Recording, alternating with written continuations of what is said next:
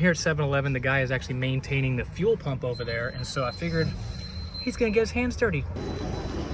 Hey, I saw you working on this fuel pump, and I got a company around the corner. We make like heavy-duty hand cleaners and hand wipes for taking off grease, grime, diesel oil, all that shit. So I just wanted to give them to you. I know you're gonna be stoked on them. So What if I say I don't like them?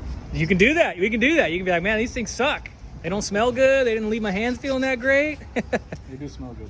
Now I gotta see how long it takes to dry. That's the real magic, is the after effect. You know, how do your hands feel afterwards? Do you have a little bit of lotion in it or softener? Really? I mean, it kind of does, but that was when we made it. We didn't want it to dry people's hands out. I used to ride motorcycles and always worked on my bike and got dirty hands, and so that's kind of why I created this stuff. Yeah. I hated the shit out there. It sucked. That feels good. So, Already dry. cool. Good. Yeah. Awesome. Well, heck yeah, use them up, man. I'll let you know. Yeah, take it easy, man. Thank you. Hell yeah. I was gonna say, take this little guy too. It's like the actual hand soap, so that's like the wipes, but this is a soap. You could just sell these to clean those things. Yeah, we do.